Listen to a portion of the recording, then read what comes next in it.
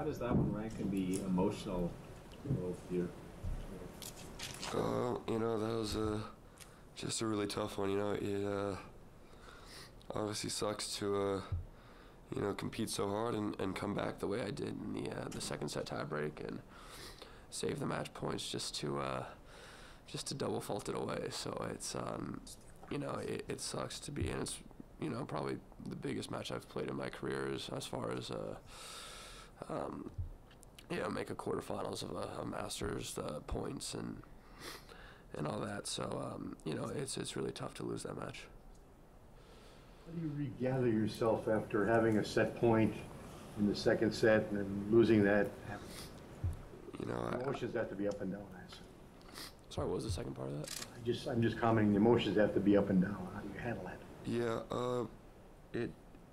it was tough to manage because I feel like when I broke him the game before, I started to get a good feel from the baseline of started kind of getting in on the baseline. I felt like the first set he was just dominating me from the back, and the only way I could really win points was just hitting a big shot or hitting a big serve. So I felt pretty good going into that game to serve it out, but that's when it started getting just insanely windy. So I just didn't manage the conditions well that game, and after I got broken that game, I just had to make sure I didn't just fully collapse and get broken again. I told myself to make sure I got it to a tiebreaker, and then we got it to the tiebreaker, and after the first 4 points of just missing, I decided, with the wind, I couldn't try to I couldn't keep trying to hit through the wind. It's too tough to time the ball and hit big shots when it's just going everywhere.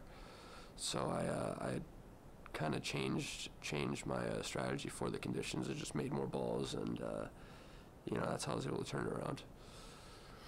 Despite the disappointment, you must be pretty proud of your effort in this tournament, no? Yeah, it definitely hurts right now because I'm obviously thinking of how I could have gone farther and really how close I was to going further. It hurts even more knowing I had that lub 30 and the break point to go and serve for the match. So it stings a lot, but you do have to take away positives. I made the round of 16 for the first time, and I think I'm playing very good tennis. This year for me has been very consistent. I've had a lot of strong results, and I'm off to a really good start for the year, and I think that I can build on this and make this more of a regular thing. I feel confident that I'm not playing like out of my mind or anything like I was doing when I was 18 to produce good results. I feel like I'm playing within myself and having these results, so I feel a lot more confident in backing up and becoming more consistent on tour with this kind of stuff. A lot more confident than I was doing it when I was younger. Are you trying to improve more technically or mentally? Do you think that the next step for you, is it more about improving your shots, improving your tennis, or more about becoming more consistent and more taking the opportunities that come to you? It's both. You really have to, in tennis, you really have to take your opportunities. Today was an opportunity for me to get 180 points instead of 90 points, to make quarterfinals of a Masters instead of round of 16. Like I just said, there's positives to take out, but it stings not going that extra bit and doing what you think you could have, and it's tough. Every week everybody's a loser except one person. So I think moving forward, I'm looking to improve a lot of my shots. I think when you improve your shots, you get stronger mentally just because you have more confidence in what you're doing on the court, and you can hit certain shots in certain moments. So I think it's about getting everything better so I can trust myself in those moments. Today it was windy, and it was a very fine line between do I just push the ball and make it, or do I go for a little extra, but I'm not sure if I can make it because it's windy and I could miss it. So I think I'm gonna be working on a bit of everything. I'm always picking up little mental things and things that help me on the court through Paul.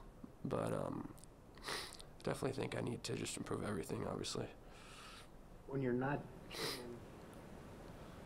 go out and watch some of the matches, some of the guys like Federer and Rafa, and see how they handle those tough situations? Do you learn from them? Not really, to be honest. I feel like the way those guys do things in the big moments, like that's the stuff that just can't be taught.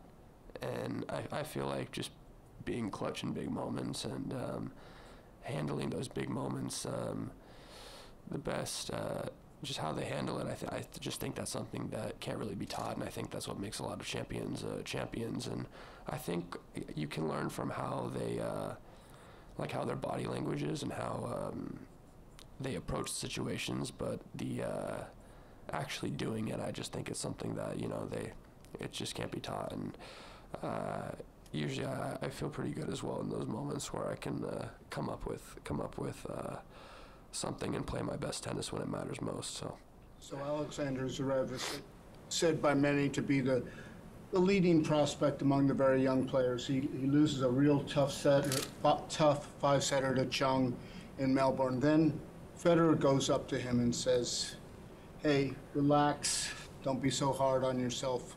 I didn't reach a quarters till I was 22.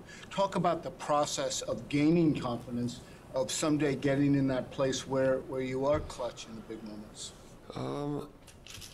It's experience, of course. You know, it's definitely experience, and getting in those moments more. I think the more you're in those moments, the more comfortable you will get. But I think it's a fine line between, you know, telling yourself, you know, I'm young, I have time, but then, you know, that can also obviously be a bad thing, because you'll just keep telling yourself, I have time, I have time, I have time, and then eventually you really won't. So I think, you know, I think we're all striving to be the best we can, so we will get upset when we lose matches, even though we do have time. And I think that, yeah, Zverev is leading the group. He's had some amazing results, and he's an incredible player, and, you know, he has nothing to be upset about, even though obviously he wants to push even farther and do even better, like we all do. What makes Coach such a top player? He's an extremely good competitor.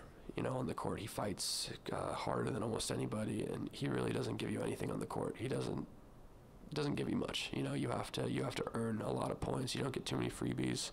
Today I got probably more than normal just because of how windy it was on the court. You know, it was tough to make balls, but you know, he really just doesn't give you anything, and he fights for every point. Another young player, American, is Frances. You have almost exactly the same ranking. Could you just talk a minute about his game? What makes him tough and unique? I mean, what makes him unique is his personality, of course. He's a really electric guy. You know, you always know when he's in the room, because he's just laughing and talking, cracking jokes with everybody. So I think that's what makes him so unique. But you know, on the court, he's got a dangerous game. You know, he can do a bit of everything. He's fast, he's aggressive, he has a big forehand, good serve. He's got everything. So it's exciting to see that. I guess him and I are moving up the rankings and doing well. So I think that's definitely something we'll see a lot between me and Frances, competing against each other. Even though I guess you'd call it rivalry, but I don't really think so, because we're good friends. Thank you.